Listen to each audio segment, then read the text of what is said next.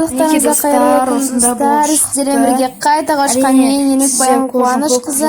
Достар, менде бүгін керемет болып шығатын медовый торт дайындаймыз. Менде бұл торттың диаметрі үлкен болғандықтан қорждары кішірек болып қалыпты. Қарасаңыздар, өте жұмсақ, өте нәзік, керемет. Менімен бірге болыңыздар. Ендеше видеомызды бастайық. Тестасын жасап бастайық. Ол үшін бізге 2 жұмыртқа, 200 грамм қант, екеуін жақсылап венчикпен араласып аламыз.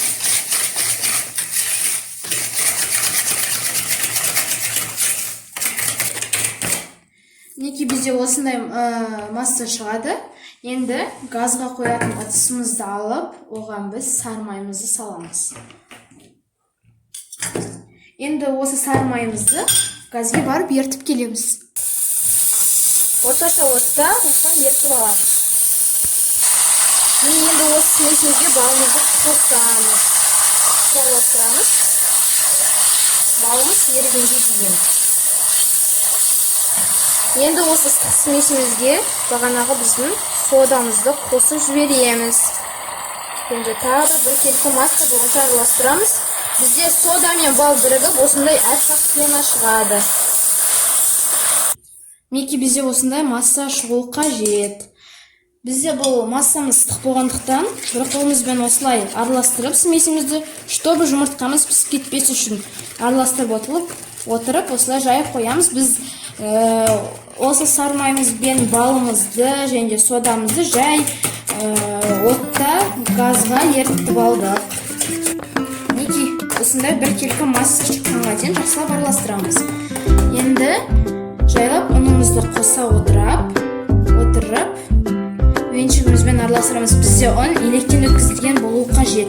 Және де ұн 400-450 граммнан аспауы қажет.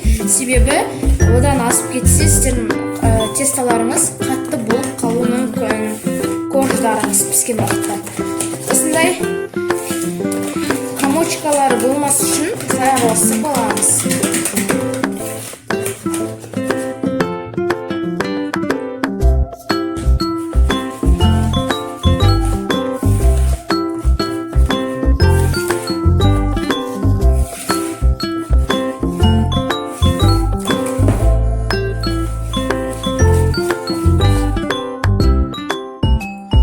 Осылай венчигімізбен араластырамыз. Қою масса болғаннан кейін лопаткамен немесе қаспен араластырамыз. Енді біз қолмен қамырымызды илеп шығатын боламыз. Осылай жоқ жұмсақ қамыр илеп шығарамыз. Енді илеген қамырымызды үстелдің үстіне қоямыз. Осындай колбаса сияқты етіп жасап аламыз. Чтобы өзімізге ыңғайлы болу үшін. Ал енді бұны примерно 10 бөлікке бөлеміз.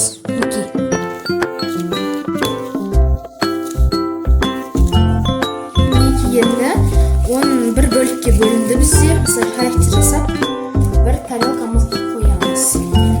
Және бұны сөйлесеміз де болады. Осылай барлығын характер жасап шығамыз. Енді жасап алдық. Енді бетін целлофанмен немесе пищевая пленкамен жауып, холодильникке қойып қоямыз. Осылай бір жарты сағат холодильникке қойып қоямыз.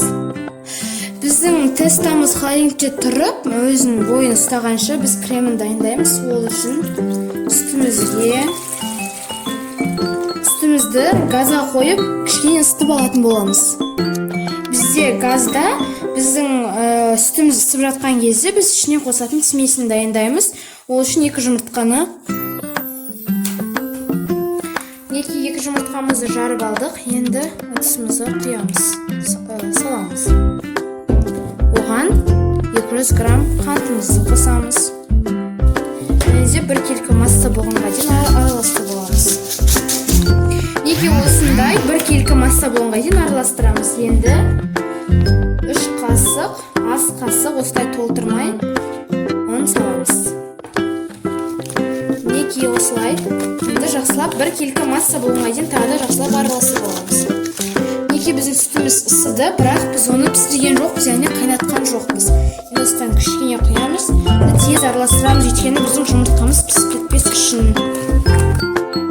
Сүтімізді қосып араластырдық. Енді осы смесімізді жайлап араластырып отырып, біздің осы сүтімізге құямыз. Газға құятын сүтімізге араластырып жайлап.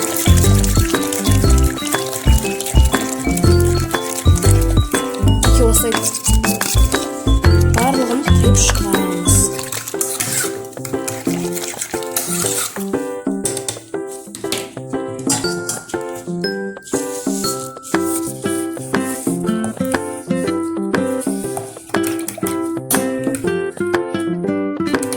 Мінекей бізде осындай болып шығады. Енді орташа отта осы заварной кремімізді қайнатамыз.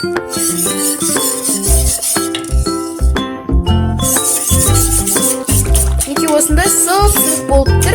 Енді осыны қойып болғанша араластырамыз.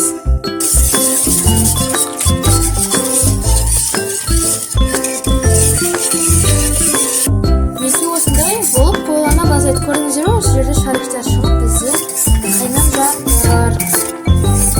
Осындай қою смес болып жатыр. Ендігі кезекте сары майымызды қосамыз. 100-150 грамм. Менде сары май 82,5%. Пайыз сіздер 72,5% майды да қолдана берсеңіздер болады, бірақ міндетті түрде 72-82% болу қажет. Осы ерегенше күтеміз. Мінекей біздің заварной креміміз осылай болып, дайын болып шықты. Енді оны біз бөлек ыдысқа құямыз, себебі темір ыдыста тұрса ыстықты жібермейді. Яғни ыстық болып тұра береді. Тез су үшін біз осылай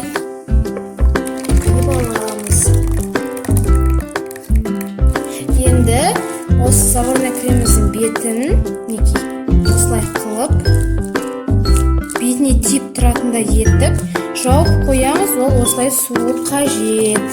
Пищевая пленкамен немесе осылай мен секілді целлофанмен.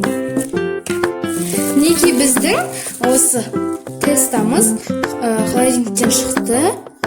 Заварной креміміз дайын болғанша өзінде өте осындай керемет болып шықты. Енді столымыздың үстіне кішкене ұнымызды себеміз. Енді осыны жайып бастаймыз.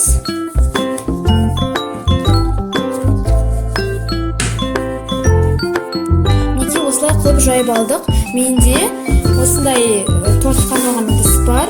Ол 28 сантиметрлік. Сіз өздеріңіз қалаған сантиметрде қолдансаңыздар болады. Осылай істеп алыңыздар, немесе пышақпен кесіп алсаңыздар болады. Осындай пергамент қағазымыз көсеп осылай қойып алдық. Енді 180 градуста пешімізде, қызып тұрған пешімізде 5-10 минуттай пісіріп алатын боламыз. Бізде осылай 3 корж пісті. Мінекей бізде осындай жұп-жұмсақ. Мінекей осындай 3 корж шықты. Тағы да әлі корждар пісіп жатыр. Корждарым. Мінекей бізде екінші корж. Бізде бұл 6-шы корж. Ал енді осылай мен нені қосып жіберемін, кішкене варенье. Чтобы тәтті болу үшін бұл маңызды емес, яғни обязательно емес. Өз қолдарыңызша қоссаңыздар болады, немесе қоспай қойсаңыздар да болады. Мінекей достар, бізде соңғы корж. Айып етпеңіздер. Енді әрине немізді қосамыз.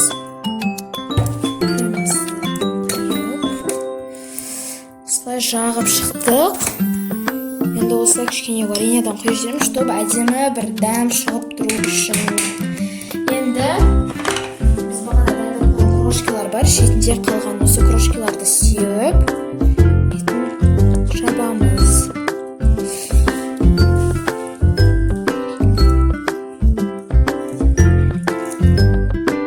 Достар, осындай болып шықты. Әрине, сіздер коржын көп жасасаңыздар болады. Бізде үлкен диаметр болғандықтан осындай болып шықты. Ал қазір дәмін көретін боламыз.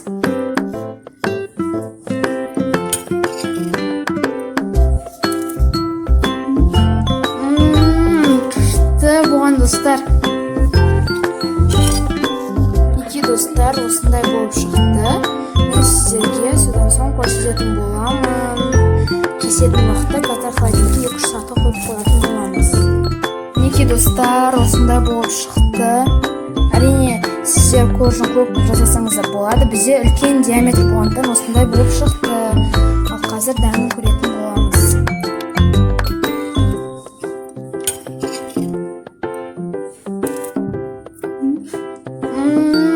Күшті болған достар.